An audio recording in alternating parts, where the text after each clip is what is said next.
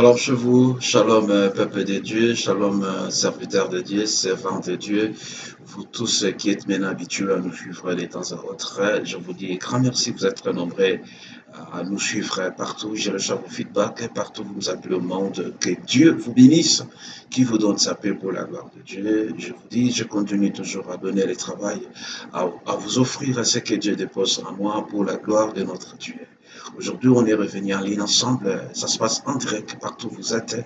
Recevez toutes les salutations de la communauté du Gospel Prophétique Center qui est répartie dans beaucoup de villes au monde, en République démocratique du Congo, en République sud-africaine, dans certaines villes aussi. Tous nos amis qui sont en Thaïlande, tous nos amis qui sont aussi en Irlande, vous qui croyez, vous qui êtes aux États-Unis, partout où vous êtes, recevez la paix de notre Seigneur. Je n'oublie pas les amis qui sont au Canada, les amis qui sont en France, et tous ceux qui sont en Belgique, tous ceux qui sont en Suisse, surtout aussi, vous êtes très nombreux, vous filles et fils du Gospel prophétique.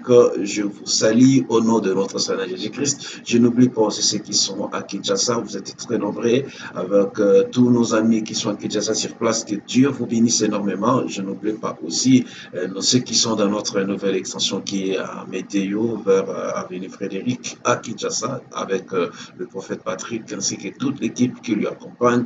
Que Dieu vous bénisse. Merci à vous tous. Que Dieu vous donne sa paix et que tout marche bien pour la gloire de notre Seigneur. Vous êtes très habitués déjà à nous suivre de temps à autre et nous vous revenons toujours pour la gloire de Dieu. Nous voulons faire cet appel-ci, bien-aimé.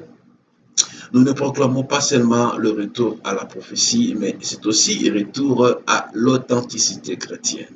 L'authenticité chrétienne est que lorsqu'on recevait un nouveau venu à l'église, on le faisait passer, on l'exigeait de faire la prière d'acceptation de Jésus-Christ comme Seigneur et Sauveur. Ça fait beaucoup de temps que nous avons oublié ce sujet, beaucoup n'en parlent plus. Mais aujourd'hui, Dieu a mis ce fardeau en moi. Il m'a dit, va faire cette prière avec mes enfants, va leur parler, va faire cette prière avec eux, la prière d'acceptation de Jésus-Christ comme Seigneur et Sauveur. Frère, cette prière n'a pas une date d'expiration. La prière d'acceptation de Jésus-Christ comme Seigneur et Sauveur, il n'y a pas une date d'expiration pour cette prière. Il n'y a pas une catégorie spécifique qui doit toujours faire cette prière. Non, cette prière concerne tout le monde.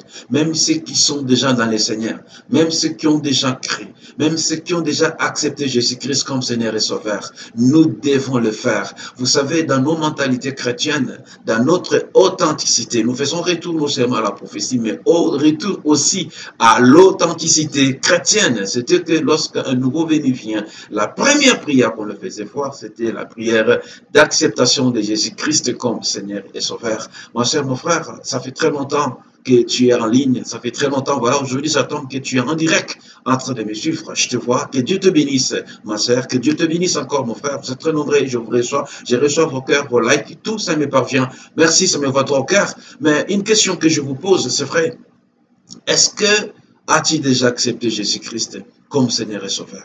Ce genre de termes, ce genre de sujets que nous parlions à l'époque, bien aimé, mais pourquoi on n'en parle plus? Pourquoi ça ne fait plus sujet de nos actualités? Et pourtant, la prière d'acceptation de Jésus-Christ comme Seigneur et Sauveur, c'est une prière qui est première pour notre vie chrétienne, mais c'est aussi une prière qui est la dernière. Puis frère, pour naître sur cette terre, pour renaître de nouveau, avant que tu sois baptisé, il t'a été exigé de faire cette déclaration, de dire si réellement tu as accepté Jésus-Christ comme Seigneur et Sauveur. Oui, tu avais fait. Mais avant de mourir aussi, mon frère, ma sœur, quand tu es dans des circonstances, je ne sais pas lesquelles, mais voici une prière qu'il faut faire avant de quitter cette terre. Il faut rappeler à Dieu que tu l'aimes encore. Il faut rappeler à Dieu, rappeler à Jésus que tu l'as accepté comme Seigneur et Sauveur. C'est très important. Frère, je tiens à insister avant que nous puissions lire la Bible. La prière d'acceptation de Jésus-Christ comme Seigneur et Sauveur, à mon humble avis, c'est un poème très fort, un poème très important. Un poème très éloquent, un poème qui peut séduire Dieu, un poème qui peut ramener Dieu à te donner une place de choix, un poème qui peut pousser Dieu à décider autrement dans la vie d'une personne. Et un poème qui est très fort, qui est très puissant, qui peut changer les données, qui peut influencer même Dieu, qui peut pousser Dieu à réfléchir deux fois par rapport à ton cas, qui peut capturer toute l'attention de notre Dieu à cause de cette prière. Une prière qui a les effets instantanés, une prière qui est très importante, une prière qui peut influencer beaucoup de choses dans nos vies. Nous, chrétiens, nous devons avoir cette prière. En principe, dans nos cultes, ça devait être une prière avant une prédication. On devait être, quand on entre dans notre salle de culte, avant que nous puissions prier, le modérateur pouvait nous faire tous accepter Jésus-Christ comme Seigneur et Sauveur. Comme on est en train d'établir ce nouvel ordre prophétique, moi je pense que dans nos églises, nous devons adopter cette mentalité. Nous devons reprendre certaines choses qui sont plus essentielles pour notre salut, plus essentielles. Est-ce qu'aujourd'hui, on parle aussi des baptêmes dans nos églises? Est-ce qu'aujourd'hui, cette prière d'acceptation de Jésus-Christ comme Seigneur et Sauveur, est-ce qu'on en parle? Moi je pense qu'il est grand temps que nous puissions parler, bien-aimés. Retenez que cette heure a beaucoup d'irré. La fin arrive aussi. Frère, cette prière d'autorité, cette prière d'acceptation de Jésus-Christ comme Seigneur et Sauveur est très utile et très nécessaire, même pour ta foi et surtout plus pour ton salut. Ne dites pas que non, moi j'ai déjà crié, je ne peux pas répéter cette prière. Non, faisons le cas d'un couple, c'est comme un homme et une femme. Si un homme dit à sa femme, chérie, je t'aime, vous pensez que ça exclut le je t'aime d'hier? Vous pensez que ça exclut le je t'aime du lendemain, le je t'aime du jour suivant? Non, pas du tout. Toutes les femmes qui me suivent, ils savent. Même si ton mari t'a déjà dit je t'aime, mais tu as besoin encore qu'aujourd'hui ils te le disent. Tu veux encore que demain ils te le disent encore. Et le lendemain tu veux encore. Mais nous qui sommes épouses, qui sommes église et que Christ qui est notre époux, pourquoi cela devait être lourd pour nous, pour que nous puissions dire à Dieu, dire à notre Seigneur Jésus-Christ, Seigneur, je t'accepte encore comme Seigneur et Sauveur de ma vie. Ça nous coûte quoi? Pourquoi ça nous gêne? Pourquoi ça nous dérange? Pourquoi ça devient lourd pour nous alors que notre salut dépend que de ça? Notre salut ne dépend que de ça. Pourquoi nous ne devons pas nous adapter? Pourquoi nous ne pouvons pas avoir cette expression facile? Est-ce que dire à ton Dieu, Seigneur, je t'accepte encore comme Seigneur et Sauveur, est-ce que c'est lourd? Est-ce que ça dérange? Est-ce que je pêche quelque part? Non, je ne pêche pas. Frère, aujourd'hui, prends une décision. Ma sœur, prends une décision d'accepter Jésus-Christ comme Seigneur et Sauveur. Si tu ne l'as pas encore fait, profite encore de cette occasion. Et même si tu l'as déjà fait, ne te gêne pas de venir les réitérer encore. Ne te gêne pas de venir les rappeler avec nous ensemble dans notre corps de prophète. Nous voulons dire à notre Seigneur Jésus-Christ que Seigneur, nous t'acceptons encore comme Seigneur et Sauveur de nos vies. Moi, j'accepte Seigneur Jésus-Christ comme Seigneur et Sauveur. Je ne gêne pas. Ça ne réduit pas ma qualité. Ça ne réduit pas mon rang. Ça ne touche jamais à ma dignité. Mais par contre, ça me rend encore beaucoup plus heureux. Ça me rapproche davantage encore avec notre Dieu. Ça rassure mon Seigneur que je l'ai déjà accepté. Et je l'accepte encore. Je l'accepterai toujours comme Seigneur et Sauveur de toute ma vie, pour la gloire de Dieu. On va lire un tout petit la Bible. Prenez déjà vos Bibles, bien-aimés dans le Seigneur. Prends ta Bible, ma sœur, mon frère. Nous allons lire un passage que j'ai tiré dans le livre de Romains chapitre 10, de versets 9 à 10. Romains chapitre 10, de versets 9 à 10. Je lis la version français courant et puis je pourrai retourner encore dans 8 secondes pour la gloire de Dieu. Pour 8 secondes, je préférais commencer par Romains 10, chapitre 8 jusqu'à 10. Et j'ai fait la première lecture, je lis au nom de Jésus-Christ. Si de ta bouche, tu affirmes devant tous que Jésus est Seigneur, et si tu crois de tout ton cœur que Dieu l'a ramené d'entre les morts, tu seras sauvé. C'est par le cœur, en effet, que l'on croit, et Dieu rend juste celui qui croit. C'est par la bouche qu'on affirme, et Dieu sauve qui fait ainsi. Frère, là je suis dans la version français courant. Je vais lire 8 secondes, la version qui se trouve peut-être dans toutes vos maisons. Et je commence de verset 8 à verset 10. Donc, Romains chapitre 10, de verset 8 à 10. Je lis au nom de Jésus-Christ. Que dit-elle donc? La parole est près de toi, dans ta bouche et dans ton cœur. Cette déclaration-là, c'est près de toi, c'est dans ta bouche et c'est dans ton cœur aussi. Or, c'est la parole de la foi que nous prêchons. Si tu confesses de ta bouche, cette parole de foi que je prêche, la Bible dit, si tu confesses de ta bouche, ça signifie, si par quelqu'un d'autre la raffirme, mais si toi tu le confesses de ta bouche, maintenant même pendant que tu reçois cette vidéo, si tu confesses de ta bouche, moi à ta place je vais crier, oui Seigneur, je confesse de ma bouche que tu es le Seigneur et le Sauveur de ma vie. La Bible dit, si tu confesses de ta bouche le Seigneur Jésus-Christ, et si tu crois dans ton cœur que Dieu l'a ressuscité des morts, tu seras sauvé. Retenons d'abord par ça. Il y a un terme, si vous visitez plusieurs versions, on dit toujours si tu confesses de ta bouche. Et il y a une précision qu'on dit ici, en public. Vous voyez?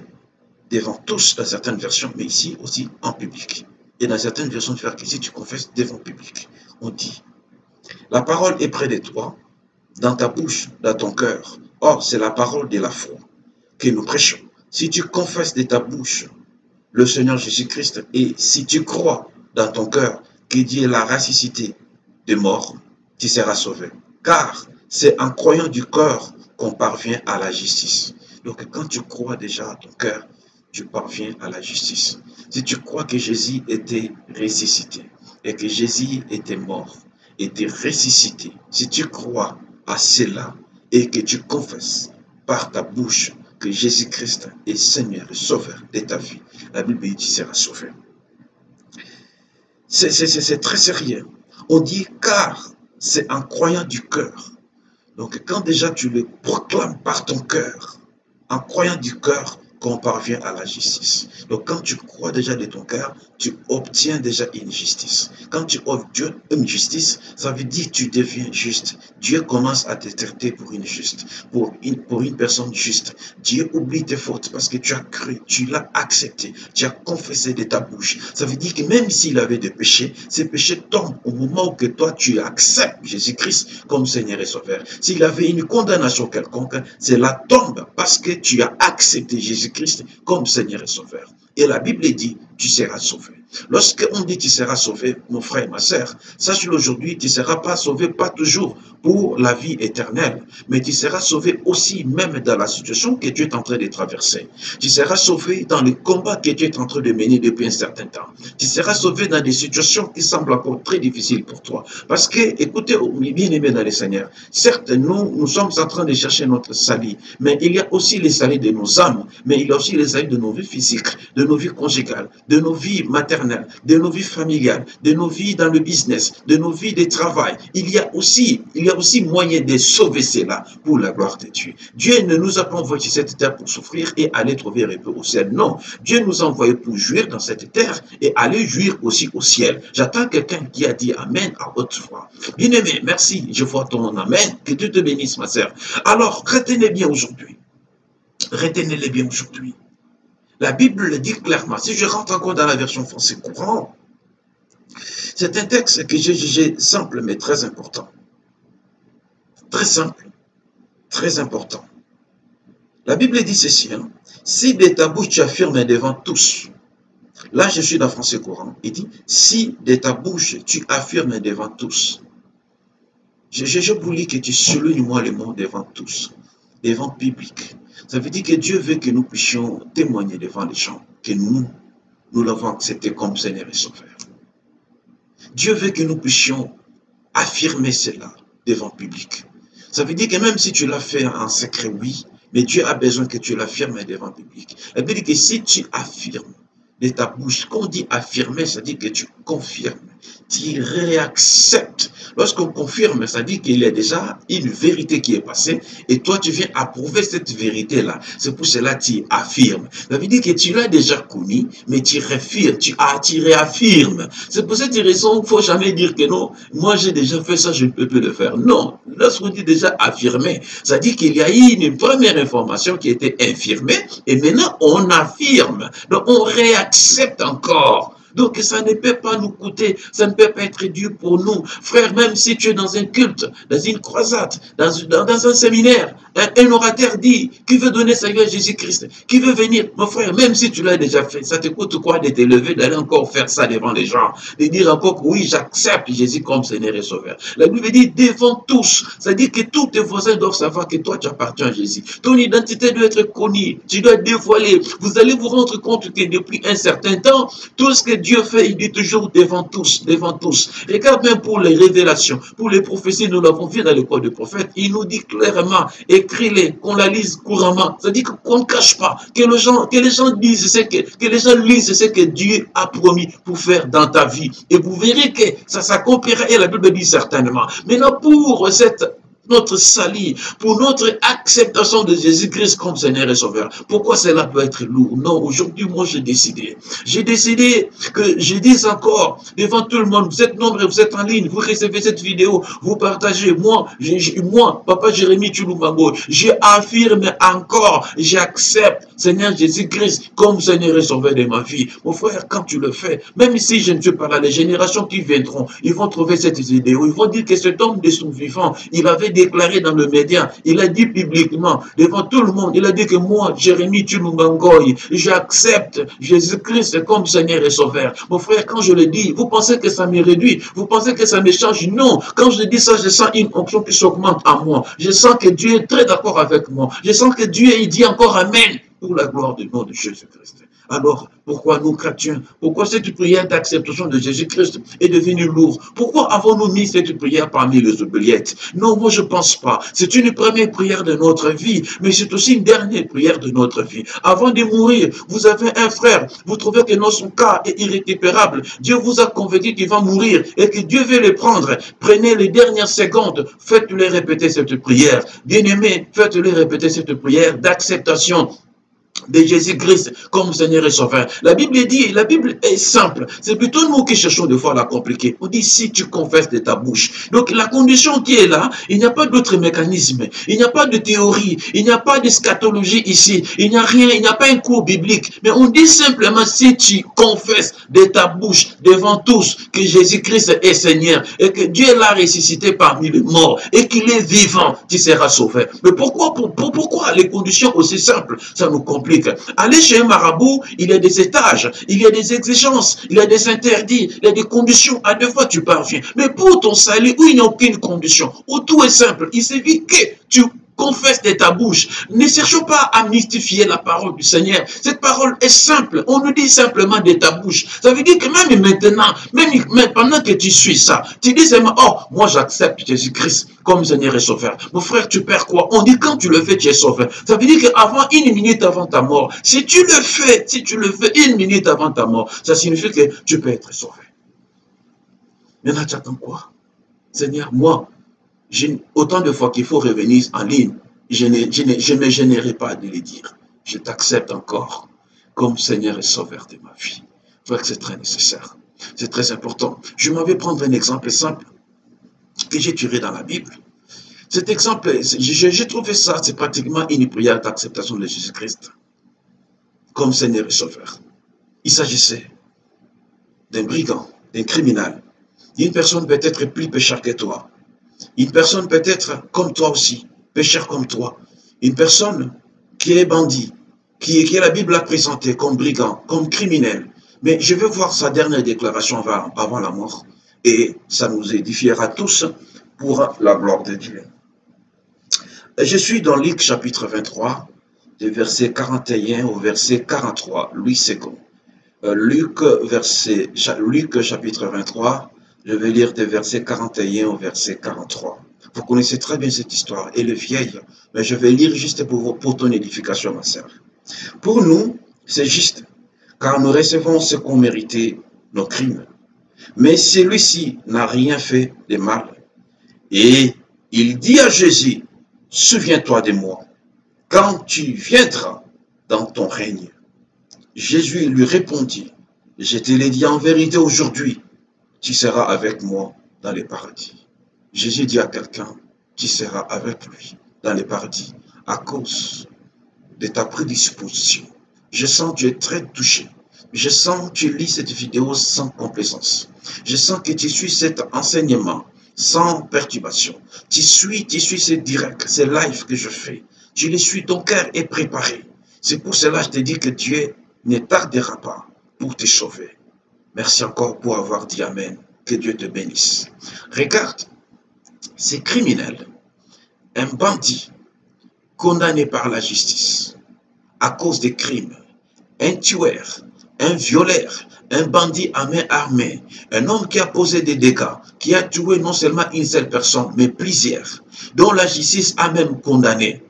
Mais lorsqu'on les a pris pour leur crucifixion, il y a eu la foule qui s'est levée pour déclarer, pour dire qu'on puisse libérer les brigands, mais qu'on condamne Jésus.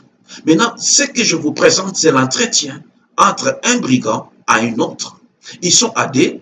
L'autre qui est méchant, comme toi peut-être hier, qui est méchant comme moi peut-être hier, qui est méchant comme quelqu'un d'autre, comme avant que nous puissions être tous dans le Seigneur, chacun avait une vie. Chacun avait ce qu'il faisait. Que Dieu soit loué parce que nous autres, nous n'avons pas eu une vie païenne. Nous nous sommes retrouvés dans le Seigneur parce que notre Père nous a gérés à lui servir, à être avec, à servir Christ de le bas âge. Mais je prends un exemple universel pour tout le monde. Notre vie d'hier, c'est que nous étions peut-être, il y a une minute avant, il y a une seconde avant, nous étions tous des condamnés, nous étions des coupables. Mais regarde, un bandit, un brigand, il dit à Jésus, mais si toi tu es le Fils de Dieu, mais sauve-toi et sauve-nous.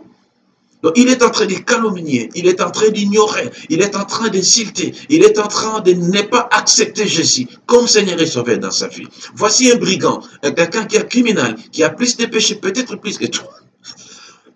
Peut-être plus que toi. Tu peux être là, des fois tu te culpabilises, mais tu n'as jamais tué. C'est lui que je parle ici, il avait déjà tué. Mais regarde comment un tueur a été sauvé, pourquoi pas toi ma sœur? Quel est ton plus grand péché que Dieu n'a jamais, que Dieu ne peut jamais pardonner? Quel est ton plus grand crime? As-tu déjà touché au sang? Si oui. Mais est-ce que ça dépasse celui de Barabbas? Est-ce que ça dépasse celui que nous sommes en train de traiter ici? Regarde le brigand, il répond. Il dit à son ami bandit, à son ami criminel, il dit, ce que nous sommes en train de subir, nous l'avons mérité à cause de nos crimes. Lorsqu'il dit nos crimes, donc il en avait plusieurs.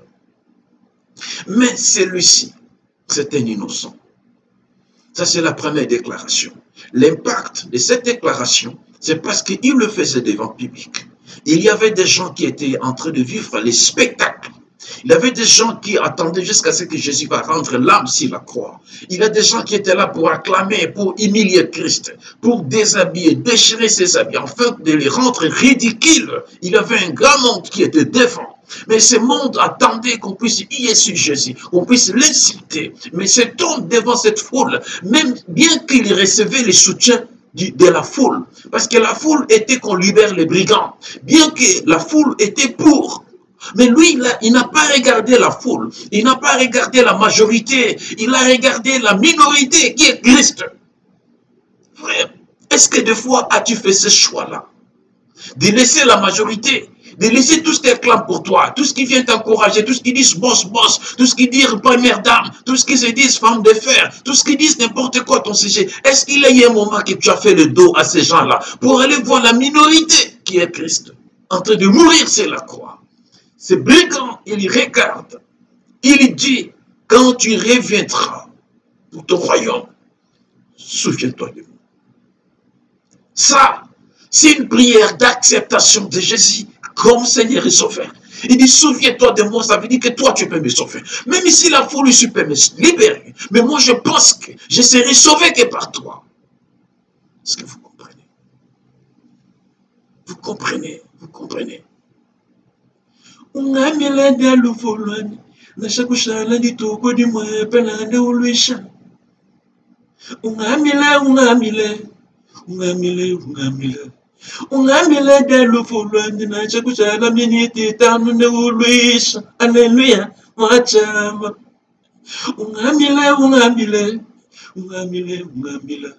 Ungamile chedi mwakwenda na shakushala miniti tanu de uluisha. Alléluia.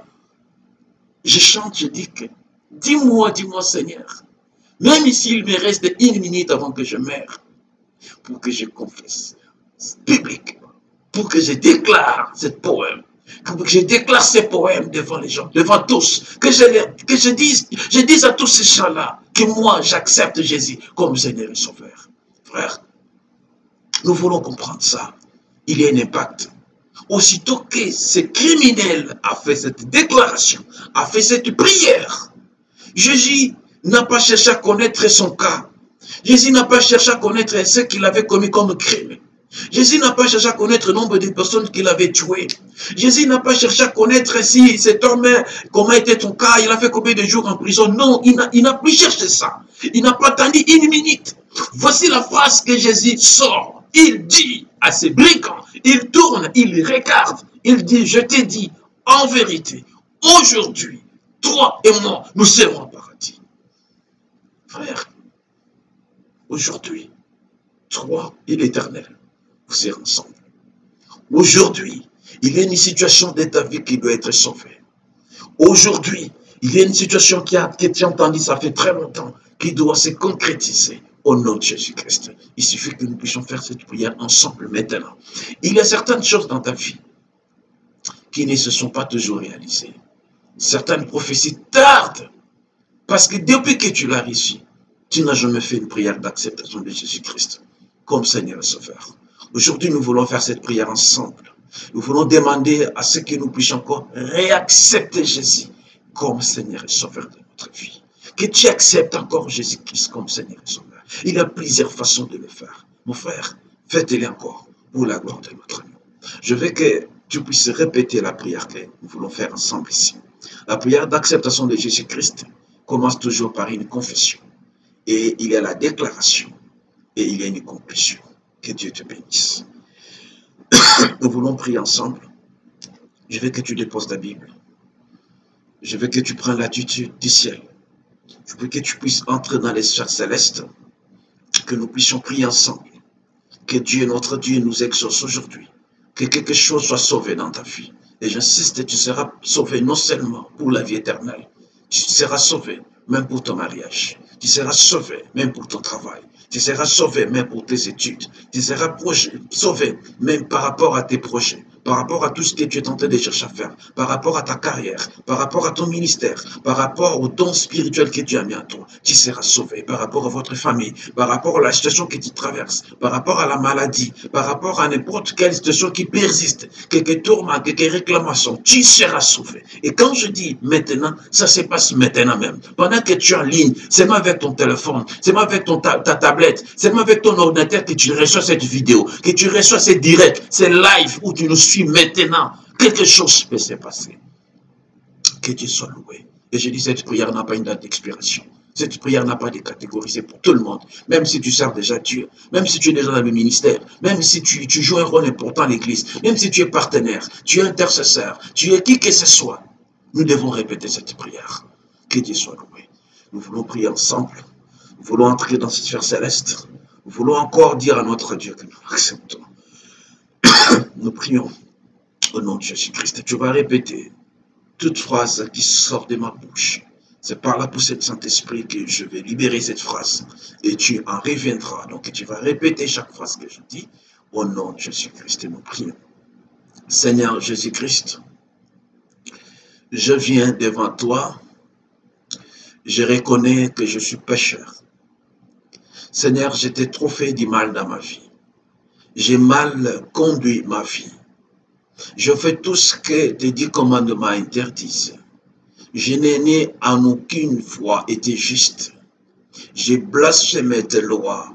J'étais ignoré, Seigneur Jésus-Christ. J'étais humilié par mon comportement, par ma façon d'être. J'ai péché dans mes pensées. J'ai péché dans mes actes. J'ai péché dans beaucoup de choses. Je crée des conflits autour de moi. Je fais du mal à mes amis, à mes copains, à toutes mes connaissances. Je les ai offensés. J'ai fait inquiéter les autres. Je n'ai jamais été juste dans ma vie, que ce soit dans ma famille, dans tout ce que moi je fais, dans mon entreprise, dans mes activités. Je n'ai jamais été juste, Seigneur. Je ne suis qu'un pauvre pécheur. Je ne suis qu'un pauvre pécheur, Seigneur. Je ne suis qu'un pauvre pécheur, Seigneur. J'avoue à toutes mes fautes. Je ne suis pas juste, Papa. Aujourd'hui, j'ai écouté ta parole. Aujourd'hui, j'ai écouté ta parole.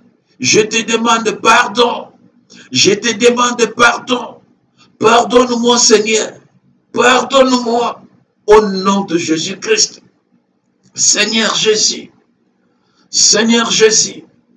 Je viens devant toi pour t'accepter aujourd'hui, pour t'accepter aujourd'hui comme Seigneur et comme Sauveur de toute ma vie. Seigneur Jésus-Christ, je t'accepte encore comme Seigneur et Sauveur de toute ma vie, comme Seigneur et Sauveur de toute ma vie. Je t'accepte, je t'accepte, je t'accepte et je le publie de ma bouche devant tous sur ces réseaux, devant tout le monde. Je confesse que tu es mon Seigneur, tu es mon Sauveur. Je te donne maintenant ma vie, mon âme, mon cœur, mon esprit, mon corps. Je te l'offre pour te servir, pour te faire plaisir.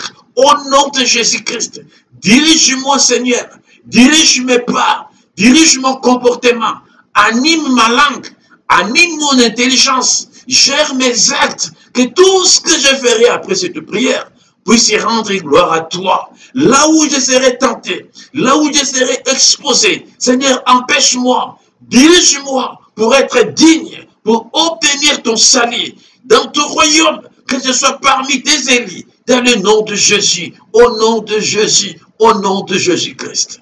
Amen. On acclame pour notre Dieu. Ça fait plaisir de faire cette prière à tout moment, savoir qu'on est dans le bon, on est dans le Seigneur, on a accepté Jésus comme Seigneur et Sauveur. Maintenant, prends cette vidéo, diffuse ça à tous les amis, diffuse ça aux autres aussi et abonne-toi. Sois notre abonné au Gospel Prophétique TV. Même si tu nous as lu sur Facebook, allez aussi sur YouTube, s'il vous plaît. Allez aussi sur YouTube, allez sur YouTube, abonnez-vous massivement et puis suivez encore cette vidéo. Notre Dieu vous bénira davantage pour la gloire de Dieu. À chaque circonstance, quand vous avez des preuves, des difficultés, revoyez cette vidéo, refaites encore la prière d'acceptation de Jésus-Christ comme Seigneur et Sauveur, vous serez bénis. Et je vous fais remarquer aussi notre bande passante qui est en train de passer au bas de votre petit écran, sur votre téléphone, sur votre laptop, sur votre tablette. Vous voyez une bande passante, c'est juste pour vous rassurer qu'il y a les enseignements de l'école prophète qui vont continuer jeudi et dimanche, 21h30 rediffusion. Et puis, nous vous appelons aussi à contribuer dans l'avancement de l'œuvre du Seigneur parce que c'est important pour que nous puissions vous revenir encore à l'île à chaque fois qu'il est nécessaire pour la gloire de Dieu. Que Dieu vous bénisse. Merci de partager cette vidéo. Merci de joindre encore les autres. Que la paix du Seigneur soit avec vous. Moi, je vous quitte et on se retrouve prochainement avec un autre élément. Toutefois, restez branchés sur votre chaîne Gospel Prophétique TV. Il y a plein d'autres enseignements, plein d'autres prédications nécessaires qui sont là. Revoyez-la, savourez, savourez et soyez-en bénis. Je vous quitte et puis bye bye. Allez, on se quitte. À très bientôt.